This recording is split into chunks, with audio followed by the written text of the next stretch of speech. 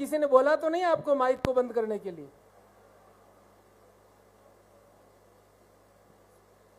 हर जगह राजनीति। हेलो भाई, जब मैं काम की बात करता हूं तो माइक काहे को बंद करते हो? और माइक बंद होने से कोई रिक्को थोड़ी है।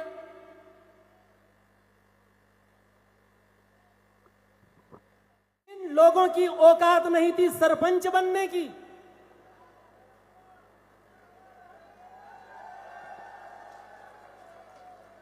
उनको हमने इस लालच से इतने बड़े पद पर पहुंचाया, डिप्टी सीएम तक, इस लालच में पहुंचाया कि ये सनातन धर्म की रक्षा करेंगे। अब काल मनुष्य पर छाता है, पहले विवेक मर जाता है। जिस मनुष्य की विपरीत बुद्धि हो जाती है, जिसको काल छा जाता है, वो उल्टे उल्टे कर्म करता है। कई बार आदमी भूल जाता है अपने घमंड में। तुलसीदास जी महाराज ने रामचरितमानस में लिखा है, जेहिते नीच बड़ाई पावा, सो प्रथमई हति ताही नसावा। नीच आदमी जिससे बड़ाई पाता है, वो पहले उसी को नष्ट करने की कोशिश करता है जिसने उसको आगे बढ़ाया। मैं सीधा बोल रहा हूं, जिन लोगों की औकात नहीं थी सरपंच बनने की,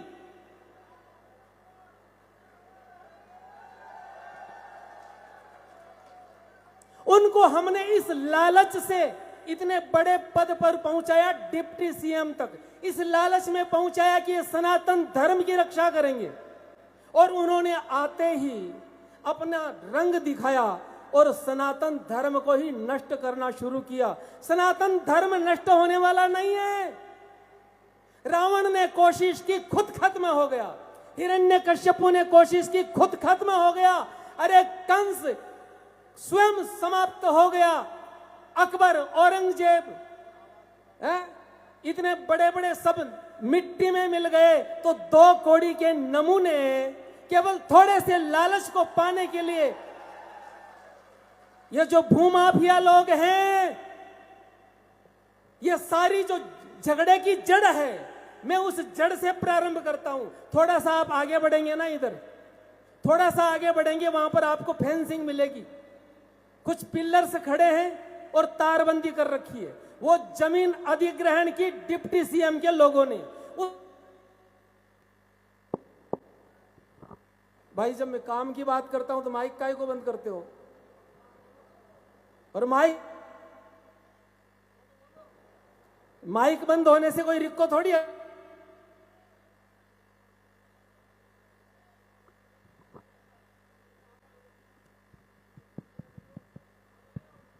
हेलो, इसकी वॉल्यूम खोल दो, थोड़ा इसका वॉल्यूम खोल दो, वायर वाले का। राम, आवाज बढ़वाओ इसकी। राम, हेलो भैया, आवाज बढ़ाओ इसकी। Hello hello hello hello, triple कम कीजिए। Hello hello hello hello hello hello. किसी ने बोला तो नहीं आपको माइक को बंद करने के लिए?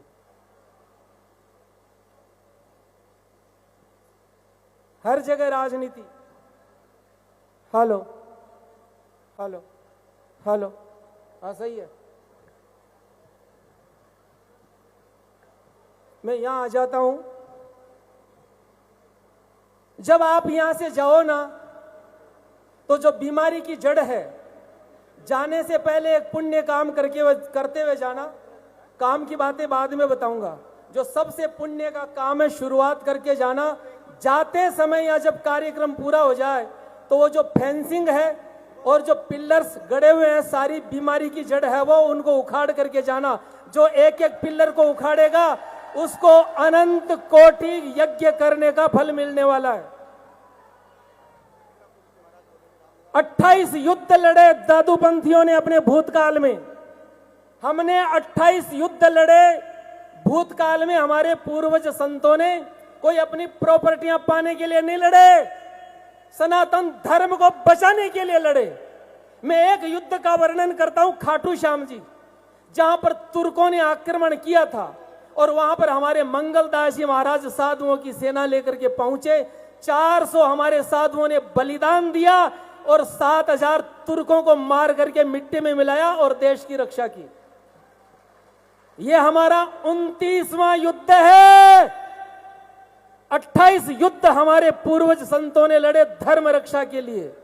यह हमारा 29वां युद्ध है। इससे पहले भी हम एक युद्ध नहीं हारे और यह भी नहीं हारेंगे। और जो युद्ध हम लड़ रहे हैं, कोई प्रॉपर्टी पाने के लिए नहीं लड़ रहे, किसी के प्लाट पर कब्जा करने के लिए नहीं लड़ रहे। ये जमीन हम अपने नाम नहीं करवाना चाहते। अरे हमने तो दिया है, दादू संप्रदाय ने जो दिया कोई नहीं दे सकता। मैं कितना गिनाऊं आपको, रामनिवास गार्डन की जमीन हमारी थी। अल्बर्ट हॉल के पीछे आज भी राम रतन जी महाराज की समाधि हो, वो जमीन हमारी थी। शहर के विकास के लिए हमने जमीन फ्री में दी। सचिवालय की बिल्डिंग हमारी थी, उसमें हमारी नागा सेना रहती थी, हमने वो प्रदान की। खाटू श्याम जी का मंदिर जहां मंगलदास जी महाराज का शीश पूजता है, वो हमारा है। हमने कभी उस पर जाकर के आक्रमण किया, कोई आंदोलन किया? चतुरदास जी महाराज की समाधि जहां पर लकवे के मरीज ठीक होते हैं, क्या हमने उसकी डिमांड की आज तक? सालासर हनुमान जी का मंदिर हमारे मोहनदास जी महाराज की स्थापना की हुई, क्या हमने उसकी डिमांड की? कभी हमने जाकर वहां हम कोई भूखे मरे? तरह तरह के प्रलोभन दिए जा रहे हैं, मूर्खों जैसी बातें की जा रही है। रात को मैंने 3 वीडियो देखे, एक 2 कौड़ी का टपोरी सरपंच। अब मैं ऐसे लोगों को फूलों का हार नहीं पहनाया जा सकता। अरे खून की जांच करवानी चाहिए ऐसे लोगों को जाकर कि तुम्हारी रगों में किसी सनातनी खून है या किसी मुसलमान का है। बात करते हैं कि साधुओं के तो बाल बच्चे नहीं है, हमारे तो बाल बच्चे हैं, उनको नौकरियां मिलेगी। अरे कुत्ते हो क्या तुम? नौकरी के लिए अपने धर्म को मिटा दोगे? और क्या गारंटी है इस बात की कि जब यहां फैक्ट्रियां खुल जाएगी तो नौकरी तुम्हें मिलेगी? अरे किसके बाल बच्चे यहां पर बेरोजगार हैं? वो 200-200 रुपए तनख्वाह तुम्हें देंगे और नौकरियां यहां मिलेगी बांग्लादेशियों को और रोहिंग्याओं को। हिंदुस्तानी आदमी इस प्रकार की नौकरी नहीं करता। एक आदमी ने तो गजब कर दिया और हमने सुना कि डिप्टी सीएम का पीए है वो, उसका मैंने वीडियो देखा और लिखता कि रिको भी आएगा, रोजगार भी मिलेगा और हमारे भी खिलाफ बोले। तुम क्या करना चाहते हो? अपने थोड़े से लालच को पूरा करने के लिए। अरे भूमाफियाओं, डूब के मरने की जगह नहीं मिलती तुम्हें। थोड़ी सी प्रॉपर्टी पाने के लिए तुमने यहां भारत पाकिस्तान कर दिया। गांव के लोगों को जा जा करके भड़का रहे हैं। जब कुछ करने की औकात नहीं रही तो गांव के लोगों को जाकर के, उनके जो फॉलोवर्स हैं, उनके जो रिश्वतखोर लोग हैं, जो उनके चमचे हैं, उनको जाकर के भड़काया जा रहा है कि तुम खड़े हो जाओ इस आंदोलन के खिलाफ। साधुओं से लड़ोगे, हमारे ऊपर गोलियां चलवाओगे, हमें धमकियां दोगे और हम डर जाएंगे। शर्म नहीं आती? आज ये जो इतने जो श्रद्धा, ये भीड़ नहीं है। इतनी भारी गर्मी के अंदर भीड़ नहीं आया करती। ये सब सनातन धर्म के रक्षक सिंह लोग हैं। ये कोई चंदा मांगने के लिए नहीं आए, ये वोट मांगने के लिए भी नहीं आए। कुछ लोगों ने कहा कि ये तो हनुमान बेनीवाल की आम सभा है। तो तुम्हारे पांव में किसने बेड़ी मार रखी है? तुम भी आओ ना। हमने वहां कोई बोर्ड तो नहीं लगा रखा। हमने यह तो नहीं कह रखा कि अशोक जी नहीं आ सकते, यहां पर भजन लाल जी नहीं आ सकते। हमने तो रोक नहीं लगाई ना। हमारे पास में तुम आए तो हमने तुम्हारा स्वागत किया। हमारे पास में कांग्रेस के खासरियावास जी आए तो हमने उनका स्वागत किया। हमारे पास में हनुमान जी आए तो हम उसका स्वागत करेंगे। और जो लोग संतों की सेवा करेगा, जो संत के लिए लड़ेगा, जो धर्म के लिए लड़ेगा, उसको आशीर्वाद मिलेगा ही मिलेगा। वाह क्या बात। और जो धर्म को मिटाने की कोशिश करेगा, मिट जाएगा। आज मैं कह के जा रहा हूं महाराज, मैं जब यहां आया था शुरू में तो मेरे ऊपर आरोप लगाया कि ये तो आरएसएस वाले हैं, ये तो विश्व हिंदू परिषद वाले हैं। हम स्वामी दादू दयाल जी महाराज वाले हैं। हमारे लिए सबसे पहले हमारा सनातन धर्म है, और ये जो भेराना धाम है ये केवल दादू पंथियों का नहीं है, पूरे सनातन धर्म की धरोहर है। इसलिए राजस्थान की हर संप्रदाय के संत आज हमारे साथ में खड़े हैं। किस लिए खड़े हैं? अरे तुम अपने लिए खाई खोद रहे हो।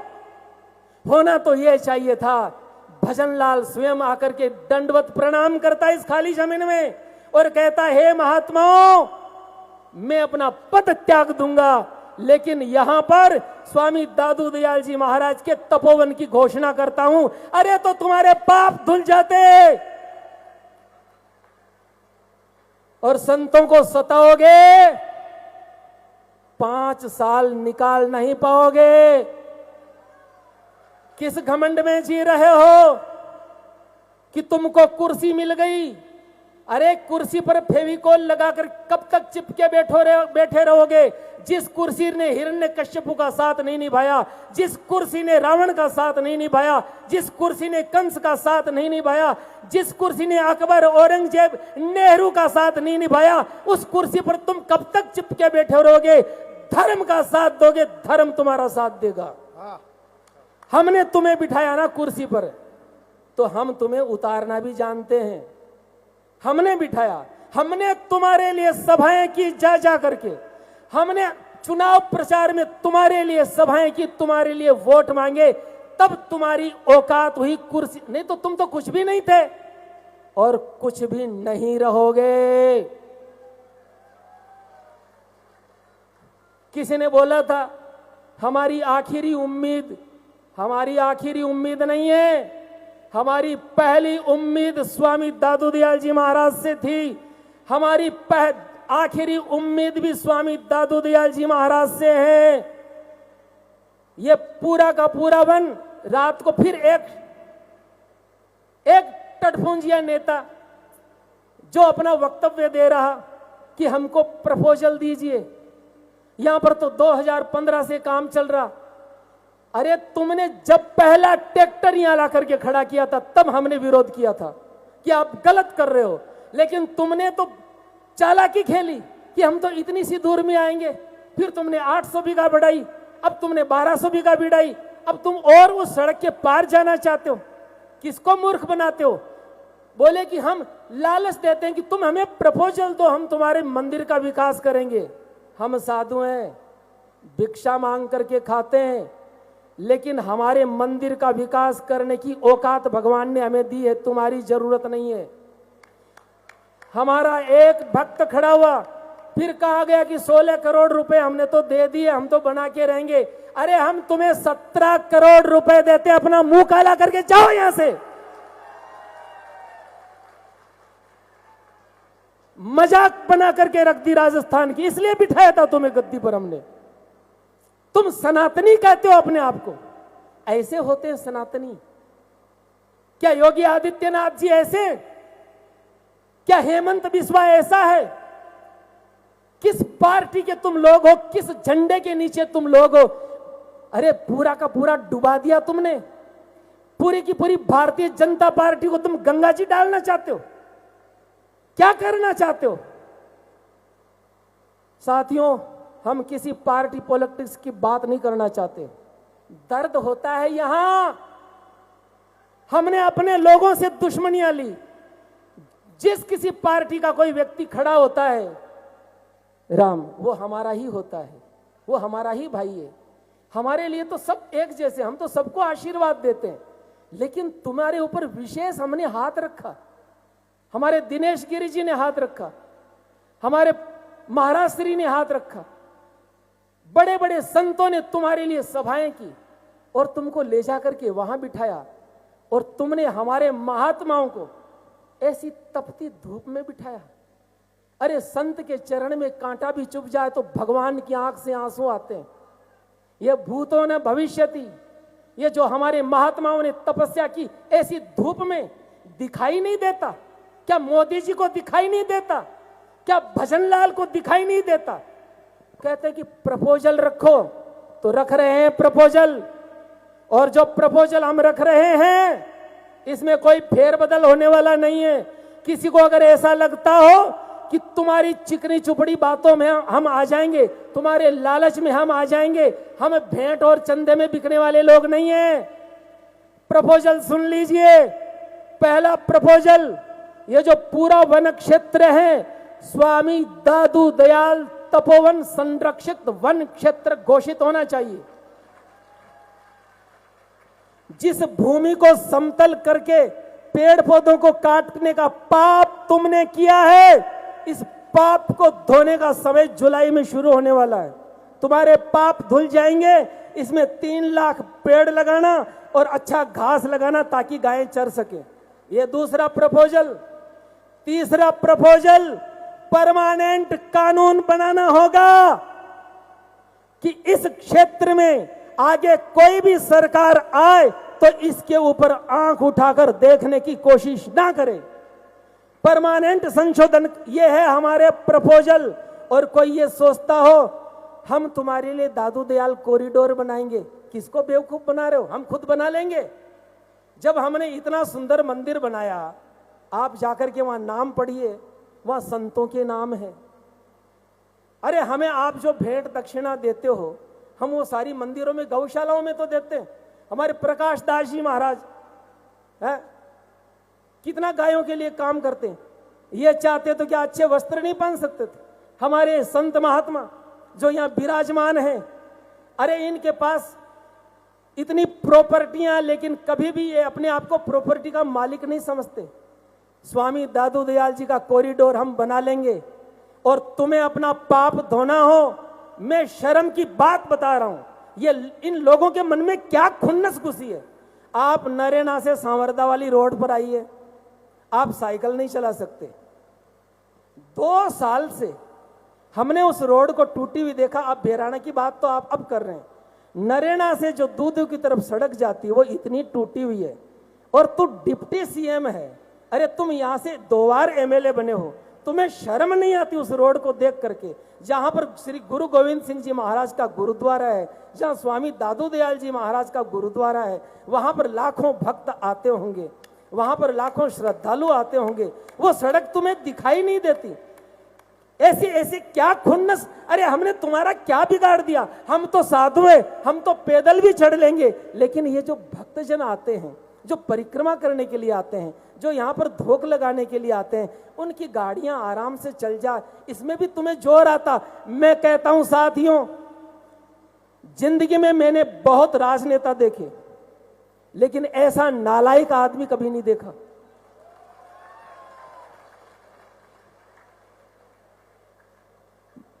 इतनी पीड़ा मन में, अभी भी समय है तुम्हारे पास। इससे पहले कि हनुमान की गदा उठे,